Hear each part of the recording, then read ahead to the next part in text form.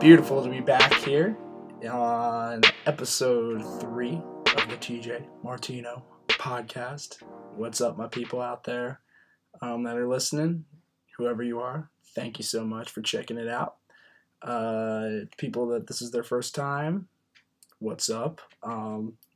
And yeah, we're gonna do a couple of announcements before we get into some things. First of all, I've been all over the place. I just got back from Chicago, and we will talk about that. So I apologize for the shortness of videos over the past 7 days or so, but I'm going to start cranking them out here towards the end of the summer and into the school year. So if you haven't checked out my YouTube channel, go ahead and do that. And if not, then that's cool too. But yeah, so I got that. I got the Chance the Rapper review up. And also the Once Upon a Time in Hollywood. So if you haven't checked out either of those, go ahead and do that. That'd be great. Also, I will be having snippets uploaded for this podcast and everyone in the future. So if you don't like a specific topic or segment that I'm going through, you can check out the snippets that I'll have uploaded. Or I also will have time cues that you can check out below, so you can skip.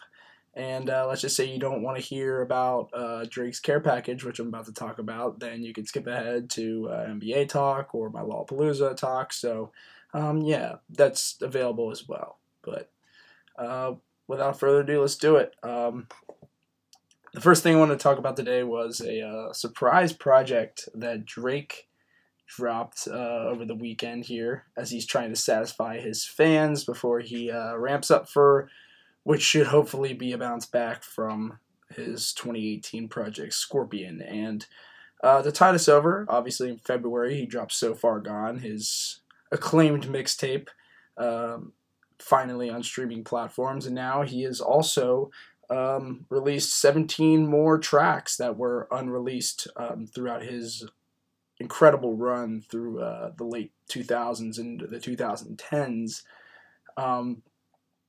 And this is the best Drake project that I think I've heard since, if you're reading this, it's too late. I honestly think this is my favorite Drake project of the past 3 or 4 years, which is pretty disappointing since these are all tracks from around 2011 through 2016-ish.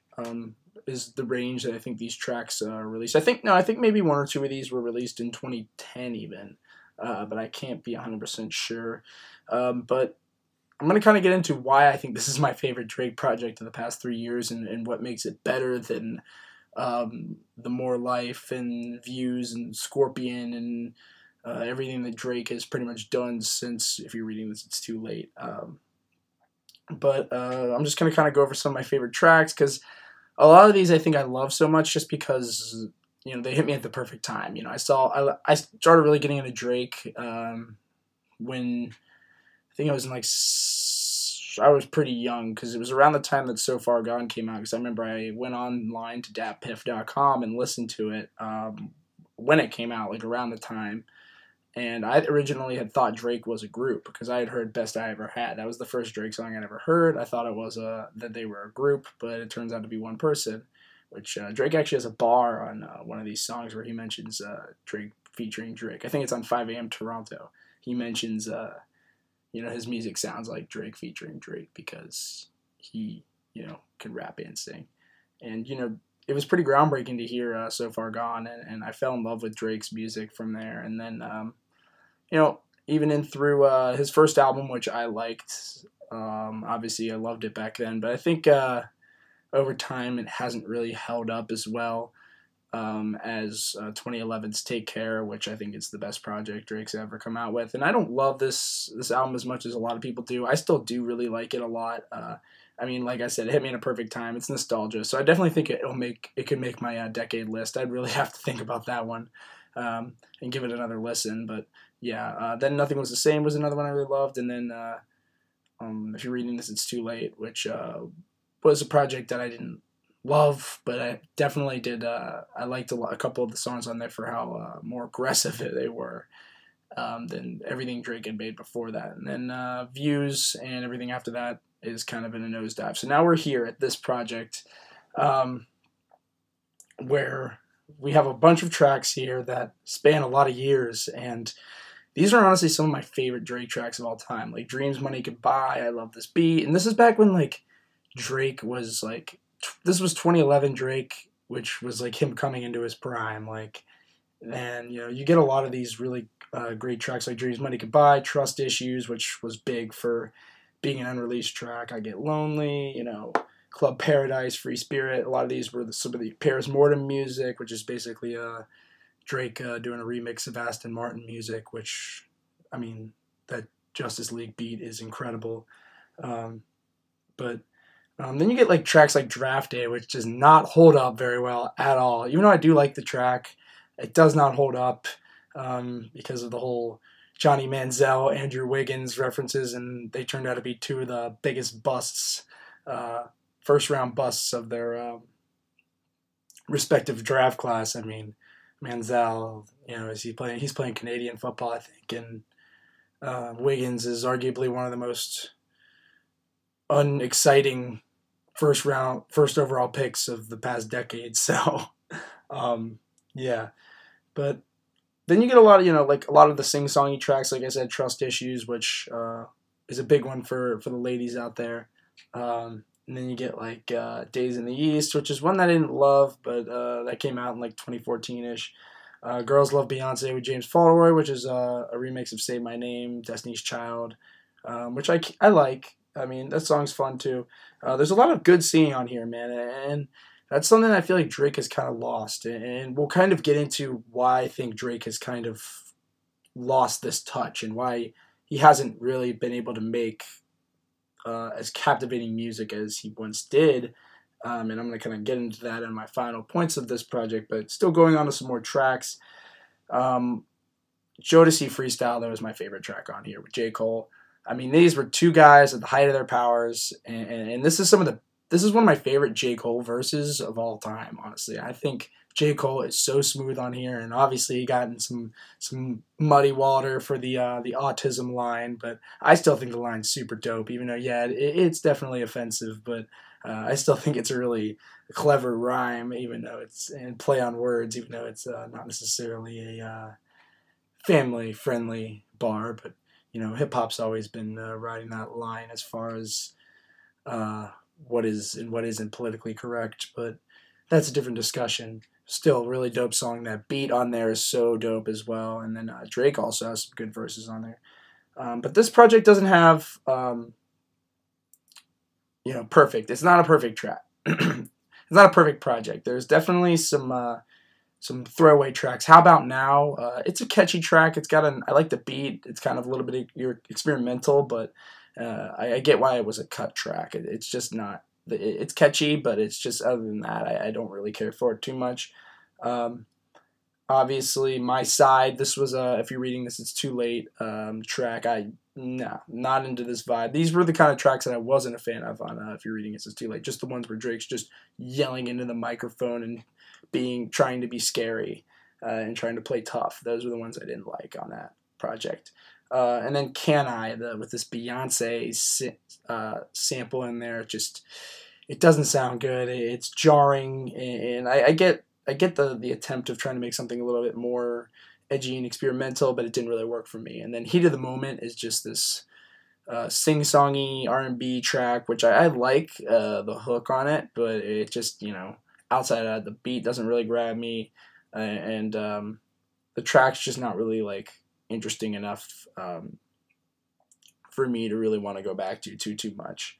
But I have to shout out again, like I said, Jodeci Freestyle is one of my favorite tracks, but two of my other favorites are the 4 p.m. in Calabasas and 5 a.m. in Toronto. I briefly mentioned 5 a.m. in Toronto, but 4 p.m. in Calabasas. These are two of my favorite Drake tracks as well. They're up there as well. These two are awesome. I love these tracks where Drake just drops some bars about his status in the game and you know, his life, and he really gives you kind of a window into his life, and that's something that I've always kind of respected out of Drake, is his ability to just, you know, speak his mind. And those two tracks, and you know, there's some actually pretty good bars on there, and on this whole project there's some better bars from Drake on here, but And that leads me to my final points on this project is that, where did Drake go wrong? That's kind of the question in my books, personally. I mean, I know a lot of people still love Drake, but where did he go wrong for me personally? I just think he just doesn't care about rapping anymore. Like, you listen to some of these bars on here and you're like, damn, like these are pretty clever. They're good. They're interesting. They're personal. And although Drake does still get personal sometimes, it's just he's gone real stale with his flows. He's gone real stale with his rapping, and he doesn't. And half the time when he's rapping, you don't even know what he's talking about, and he just makes a bunch of references to things that people wouldn't really understand, most people.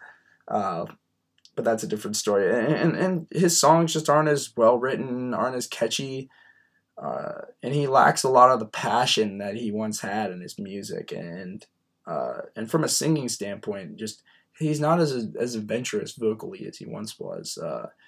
It seems like he's kind of gotten complacent in that regard, and has kind of gone for this more of moody atmosphere instead of going for more of the R&B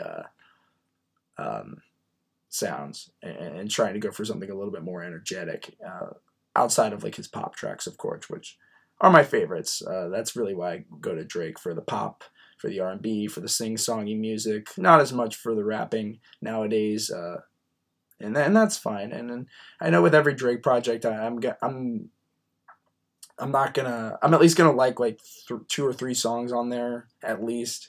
So for that, it's not that big of a deal. But for this project, I really did like it. These tracks brought back a lot of nostalgia for me. It brought me back to a time when little young 6th grade TJ was bumping Drake on the way to school on his iPod Nano. And for that, it's kind of a shame that Drake has kind of lost his luster for me, and I just don't really find him to be that interesting anymore.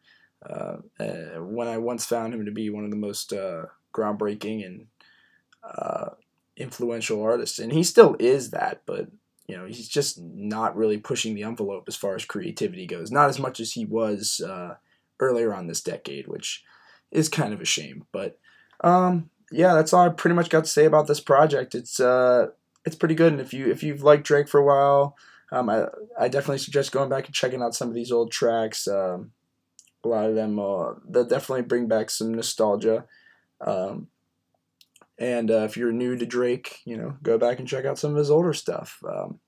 But yeah, luckily I was able to listen to that album on my ride home from Chicago, because we're going to spin into my next thing, which is my trip to Chicago for Lollapalooza 2019, this past weekend, yes. August 1st through the 4th, I was there all 4 days. Yes, I survived all 4 days. And for a lot of people, it's kind of like a crazy thing. Like, you're in your 20s, TJ. Like, why are you going to Lollapalooza all 4 years? And honestly, just because I love hearing live music, and what better place to do that than in Chicago? And it's a cool trip during the summer.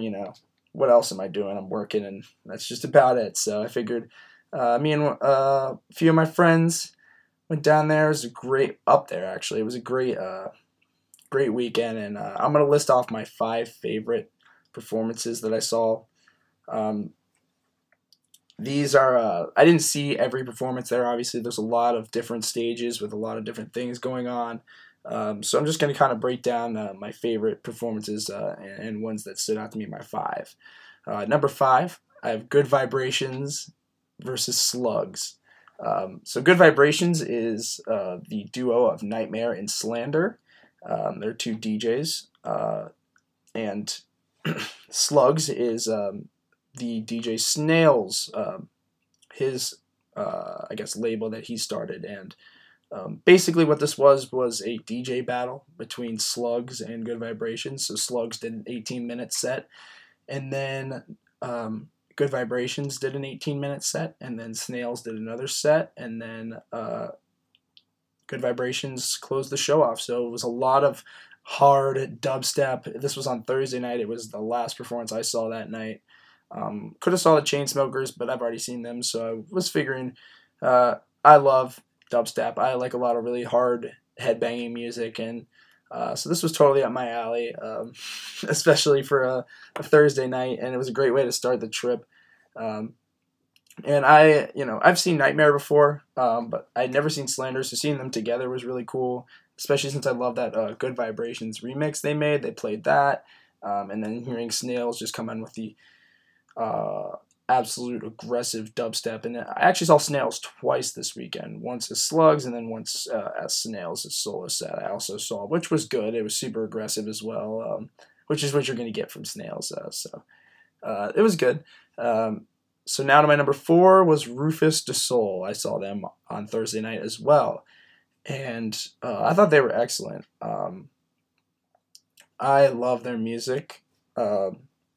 Their most recent album was one that I was a really big fan of, and it was titled, I am looking it up because I am really unprepared. It's called Soulless. It came out last year in October, and this was the first project I had heard from them, and I was really impressed with what these guys were able to do. I think if you don't know who Rufus Du Sol is, they're a trio. They're kind of like dance, electronic house, a little bit of house elements, more of like alternative electronic music, if that makes sense. They're out of Australia, and they were really, really cool. They're kind of like a more chill vibe, definitely a different vibe from Good Vibrations and Slugs, where that's more of like traditional dubstep and trap. This is more definitely a different alley. It's more indie style, kind of laid back, really relaxing music, and definitely put me in a good mood.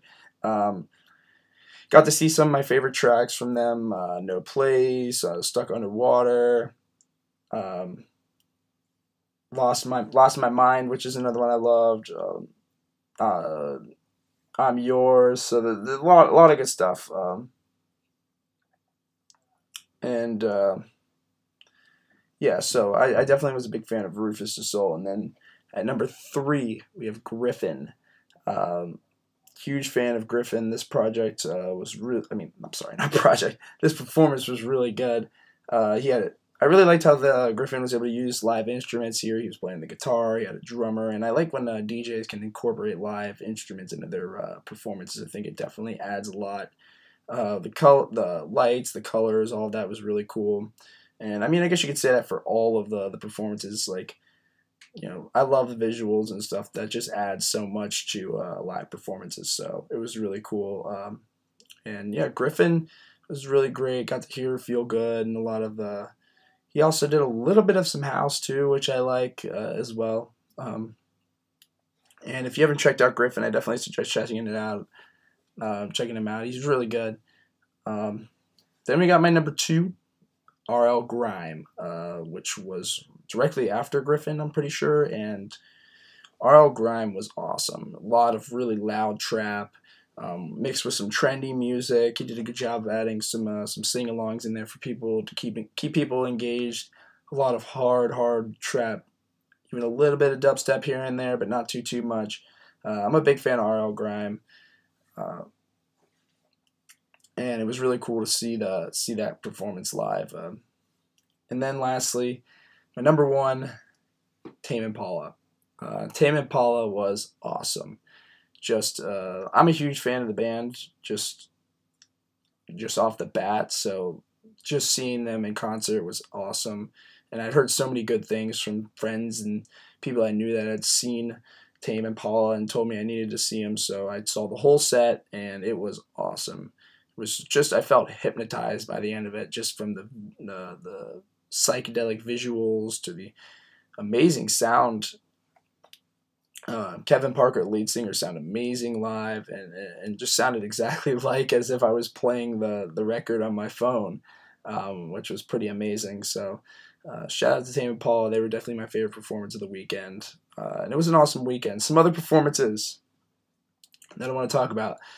Lil Wayne. I saw about 20-25 minutes of Lil Wayne, and it was pretty bad. I'm not gonna lie, and Wayne just has so many great songs. I mean, I love Lil Wayne. He's one of my all-time favorite rappers. He's one of the first rappers that I was ever listening to at a way too young of an age. So uh, that was definitely one that I had to point out. It was just so disappointing hearing him live because he was just butchering every one of his classic songs. I mean, there was just so many classic sing-along songs that he was just butchering, and it was almost just depressing to watch. More depressing. I tweeted it was more depressing than fun to watch, and that's probably the best way to describe it. But it was definitely worth seeing because, he's a legend, so it was worth it. Flume was another one that I saw that was really, really good. Saw him on Sunday night. That was the last performance of the weekend. I was pretty exhausted, though, at that point, so that's why I didn't put any of Sunday's performances on my top 5. I was just too exhausted to have a lot of fun, as much fun at those, but it was still a really good performance, and it was cool seeing. I thought their favorite, my favorite song that they did was "Never Be Like You." It was really cool to see that live. And yeah, there was a lot of performances I saw. Tierra Whack was really good. Rich the Kid wasn't terrible. Like he came in for 30 minutes, did his thing, did plug walk, did some of his hits, and got off stage, which was great. That's what I want from Rich the Kid. Come out, do your thing, and then leave. Don't overstay your welcome. And so that was a lot better than I thought it was gonna be. And yeah, it was a really, really fun time, and if you guys have ever gone or planning on going to a music festival, definitely do it. It's a lot of fun. It's a good way to get exposed to new music. It's a good way to be outdoors and just enjoy, the presence of others and the camaraderie of listening to obscenely loud music on way too big of speakers that will probably damage your eardrums. So, yeah. As for the next music festival I'm going to go to, I might be going to Lost Lands here in Ohio, which is one of the biggest dubstep festivals in the country and maybe even the world. I don't know, but it's a Excision's festival. So if anybody's thinking about going, hit me up. Yeah, and that's pretty much it, though. But as for Lolla next year, am I gonna go? Maybe a day. I don't know. I don't know if I can do 4 again. I'm still recovering, but that's down the road. So yeah. Now on to my final topic of the day, and this is my NBA offseason review for the Pacific Division of the Western Conference. So I'll be basically breaking down the moves that each team made this offseason, starting by division. So today I'm doing the Pacific Division, so I will be doing 5 teams here: the Phoenix Suns, the Sacramento Kings, the Golden State Warriors, the Los Angeles Lakers, and the Los Angeles Clippers. So let's get into it. First team we're going to talk about is the Phoenix Suns.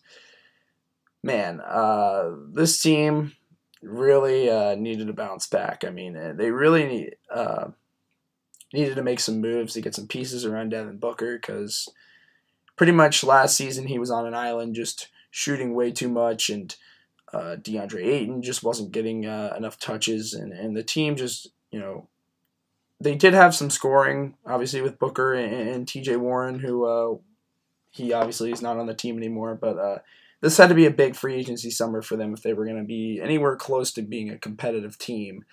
And let's take a look at some of the people they got. They got Ricky Rubio for 3 years, $51 million.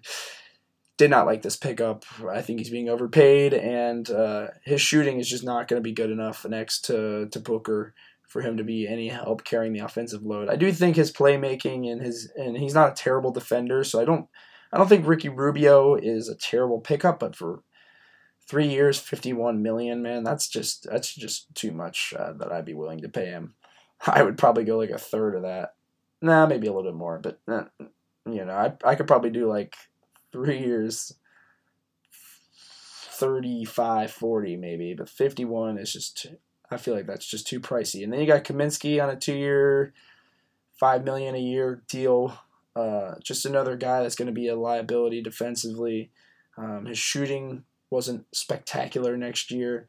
But I mean, they got him for pretty cheap, I guess. But still, at the same time, man, $10 million for Frank Kaminsky, like, this team just is overpaying everybody, it seems like. Because then they got Kelly Oubre back, who I actually like Oubre. I thought this was probably the best signing they had, sadly enough, was Oubre for 2 years, $30 million. I mean, he's a good prospect. He's an athlete. We'll see what he can do. And at this point, you just got to try anybody next to Booker and see if anybody can just get a bucket on this team. And then, speaking of which, they ended the Josh Jackson experiment by giving away D'Anthony Melton, 2 second-rounders, and Josh Jackson.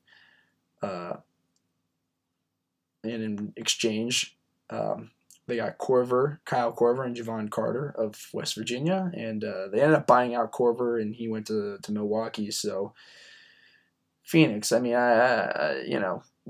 what are you gonna do?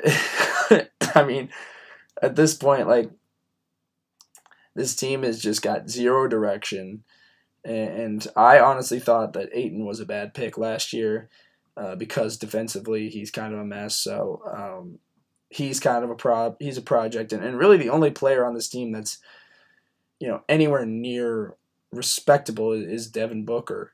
I mean, he's been pretty excellent for the past couple of years, but they weren't able to do anything for him. So now they're gonna have to pay him. Or I think they're already paying him a bunch of money, and it's just it's an absolute disaster in Phoenix. It's safe to say.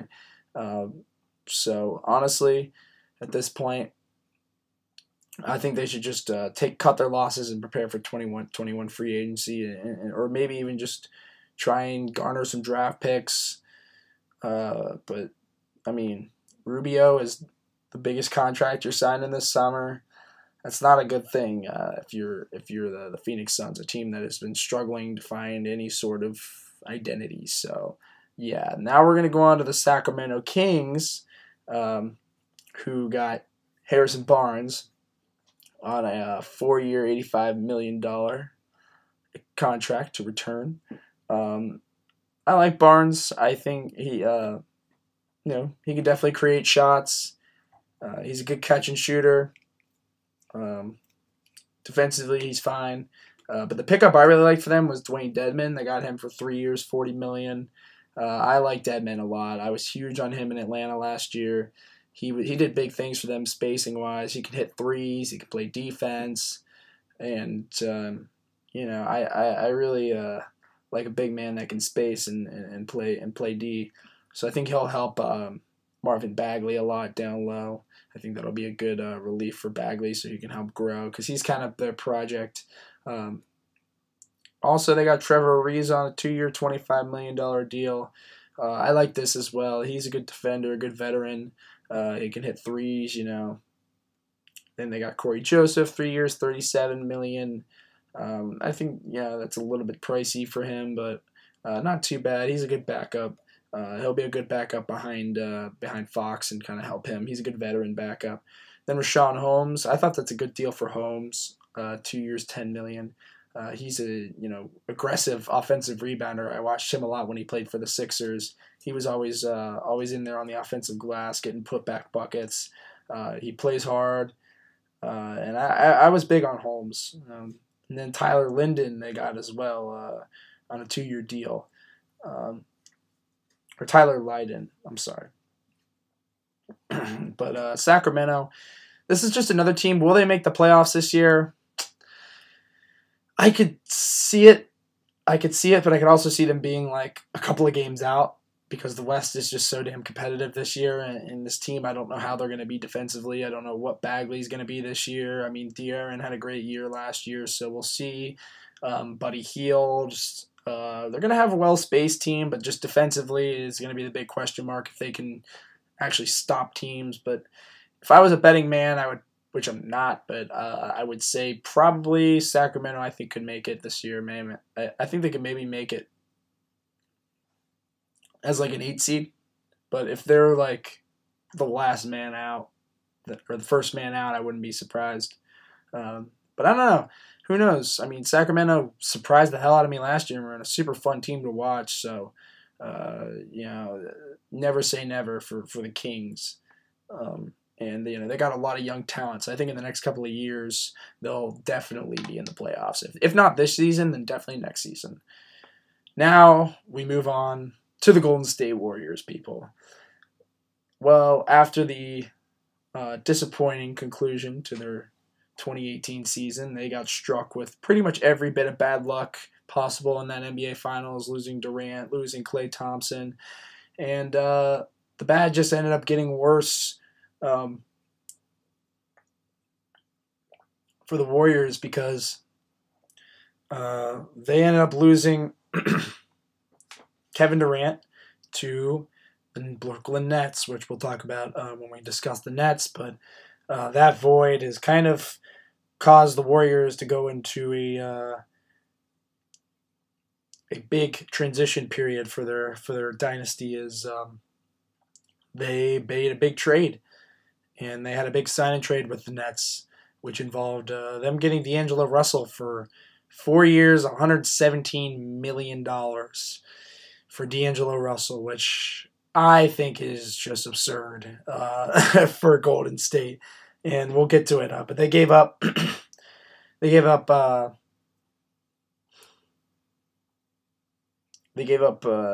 Travion Graham, Shabazz Napier, who they ended up sending to Minnesota.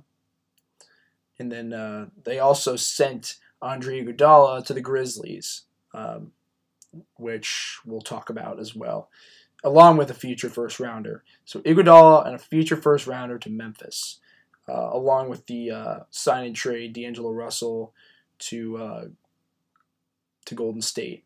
I thought both of those moves were terrible. The first one, the D'Angelo Russell deal, good luck with D'Lo and Curry as your two backcourt defenders for the first 75% of the regular season while Klay Thompson's injured, because it's going to be ugly. Teams are going to be pick and rolling the hell out of Curry and out of D'Lo. So you're paying him almost $120 million on a long-term max, nearly a max deal.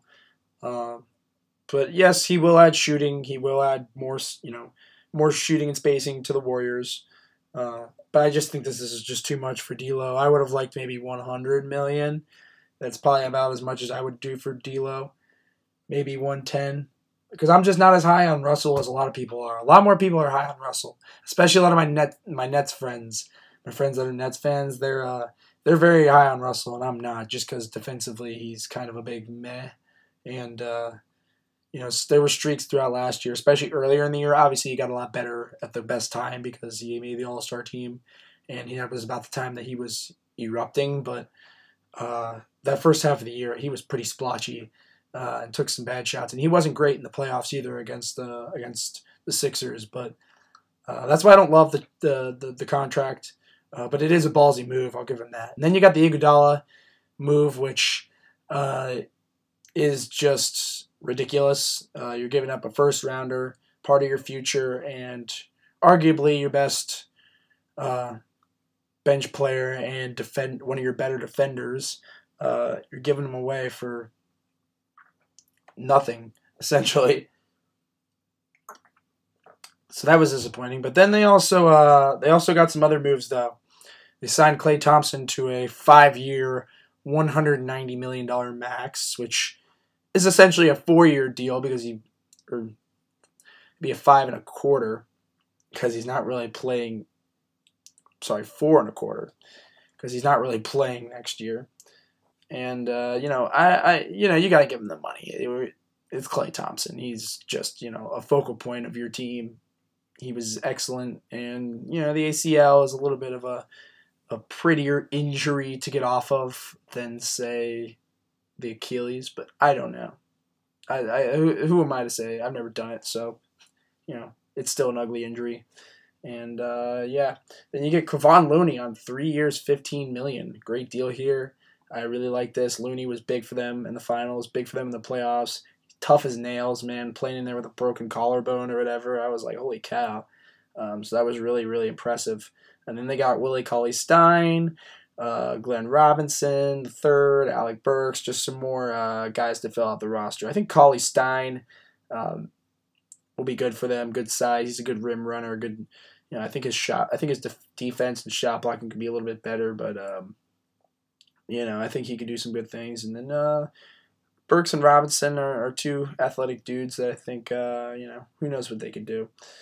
Another thing I wanted to mention about the Warriors was Draymond Green is also getting a 4-year, $100 million deal, which I think is a really good deal, even though he won't be making over $25 million a year for the rest of his career, which is going to be pretty crazy to think about. But as long as Draymond can just make his shots and doesn't slow down too much on defense in the next couple of years, I think that may end up being a really good deal. But yeah, and we're going to move on to the Los Angeles Lakers here. Wow, the big blockbuster trade for the Lakers. Anthony Davis is coming to the Lakers finally. We all knew this was inevitable since the stirrings of last season. Anthony Davis is finally out of New Orleans, and the Pelicans got a huge haul in Lonzo, Brandon Ingram, Josh Hart, 3 first-rounders, which included DeAndre Hunter. Or no, I'm sorry, not DeAndre Hunter. DeAndre Hunter. That's who it was. And then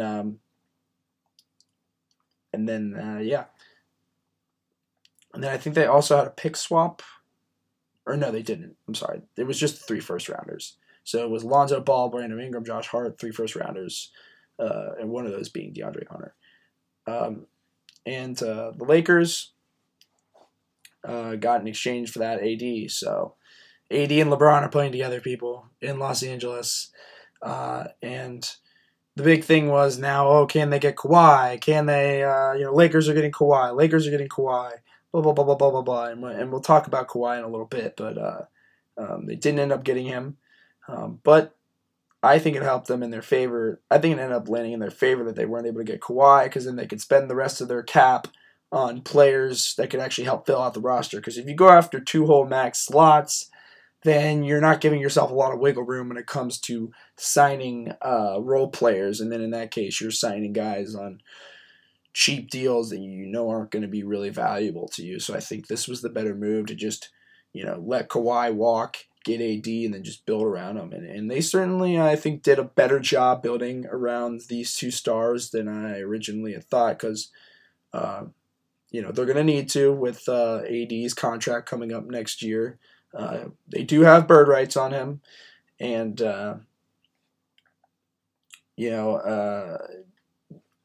they'll probably be able to pay him anywhere from $35 million a year, so about $200 million over the next 5 years, which is absurd that they can afford to pay him that much. But look at what the roster they got around him. So they got DeMarcus Cousins on a 1-year, $3.5 million deal. This was, we'll see what Boogie can do. It's a shame that this is how it ended for him, but, it's kind of like karma, I guess, for him going to the Warriors in the first place. But yikes, it's kind of a shame. But, he has a chance to maybe get back in a groove this season. He's got a cheap deal, and I don't think any team was going to gamble on him. Some people are like, he deserves a $15 million deal, and I'm like, I don't think so. But then you got Danny Green. This was my favorite pickup they had. 2-year, $30 million. Everybody's like, Danny Green's being overpaid. I'm like, yeah, well, Danny Green's usually always not overpaid. He's always gotten on a bargain, so glad he's finally getting his money. And then Troy Daniels, they got Jared Dudley. They brought Contavious Caldwell-Pope back. They got JaVale McGee on a 2-year, $8 million deal. So they got 3 big men. And plus LeBron. So you can tell the Lakers are trying to play big here, trying to play a little bully ball maybe. And then, they got Quinn Cook. I thought Rondo was bad bringing him back. He's not going to add too much value except for coming off the bench. Caruso can shoot. He had some moments at the end of last year. And then Avery Bradley, who's been a disaster, was a disaster on the Clippers, was bad in Detroit. But maybe he could bring some defense and maybe some shooting, even though his jumper has been terrible recently. But overall, man, I think the Lakers just, for what they got, I think that the Clippers kind of had their foot around the Lakers' throat for a lot of the Kawhi Leonard sweepstakes, because I think the Lakers could have definitely gotten a better haul here if they would have just went for bench pieces instead of going and entering the Kawhi sweepstakes. I think the fact that Kawhi held out for so long ended up hurting the Lakers a lot, because by the time Kawhi had signed, there wasn't too much for them to pick from as far as signing free agents. But as for the Lakers and LeBron and AD, I'm very interested to see how that fit's going to be, and we'll have to see what happens there. But you got Boogie Cousins, you got LeBron, you got AD. LeBron's going to be running point this year, and it's just going to be a matter of, can some of these guys on the bench and some of these role players make shots? Can the Kentavious Caldwell-Popes and Quinn Cooks and Carusos and Avery Bradley and Danny Green, can these guys make shots? Because if you can just get people that can shoot threes around LeBron and Davis, and let LeBron, Davis, Cousins, McGee, all those guys just dominate the paint, I think this team could be really good. But I just don't really 100% buy Bradley and Caruso and KCP and Quinn Cook. I just don't buy that these guys are going to be as valuable as, say, some of the bench players on some of the teams in the East, and even the next team we're going to talk about, which is the Los Angeles Clippers. What an incredible free agency for this program.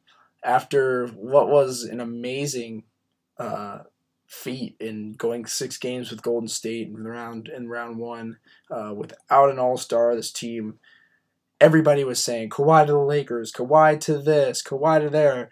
And I said, why? Because everybody was like, Kawhi to the Lakers, AD to the Celtics, blah blah blah to this, and nobody was saying anything about the Clippers.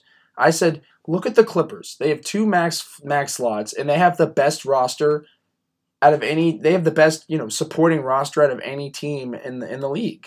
I mean, they went 6 games with Golden State. They have a lot of tough guys, and 2 max slots. I mean, how could you? And they're in LA. They're the Clippers. How could you not look at this team and say, I want to join them? And I think Kawhi, it was a no-brainer. If you looking in hindsight, and even back then, I said that there was probably no shot that Kawhi was going to go to the Lakers. I didn't see that happening, and I'm so glad it didn't, because Kawhi signed a 3-year with last year's a player option worth $103 million. To the Clippers, which was a groundbreaking. I mean, the Kawhi sweepstakes was just so dramatic. Everybody chasing him around town, seeing him with the moving boxes and all this and that, and all the drama surrounding, is he going to Lakers? Is he staying in Toronto? And do I think this is the right move? Absolutely. As good as Toronto was last year, it makes me happy personally as a Sixers fan seeing Kawhi out of the East. Trust me, that's a big weight lifted off my back after that Game 7 double doink last year. And then they went on ahead and got Paul George as well, and basically sent their entire future in the kitchen sink. 4 unprotected first-round picks, 1 protected first-round pick, and 2 pick swaps. And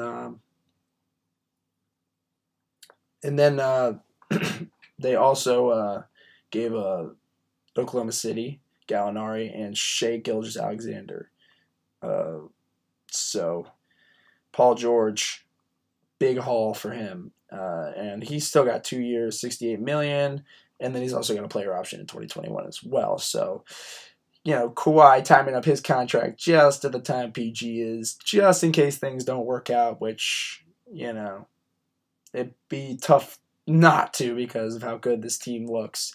But having these 2 juggernauts, defensive 2-way juggernauts playing together is going to be really, really entertaining alongside this incredible roster with a lot of really, really great players. Lou Williams, Montrezl Harrell, both. Well, Lou Williams was the 6th man of the year. Harrell could have been 6th man of the year. You got Shamet, who is a guy I'm still pissed the Sixers got rid of. Essentially for nothing at this point. And they got Pat Beverly, who they signed back on a $40 million 3-year deal. He's just a pit bull on defense. He's a good leader. He's tough. Rodney McGruder, he can hit threes on a 3-year, $15 million deal. I think that's a really good deal for him. giving Ivica Zubac a 4-year deal, $28 million. I love that as well. I think he's really talented. Good shot blocker, big body. And they got him as a part of that trade with the Lakers, that Mike Muscala trade, which is one of the worst trades the Lakers have ever made. And then they got JaMychal Green back, along with the trade for Mo Harkless, who I don't know if he's still on the team or not, but they got Mo Harkless in a first rounder as part of the Jimmy Butler to Miami trade.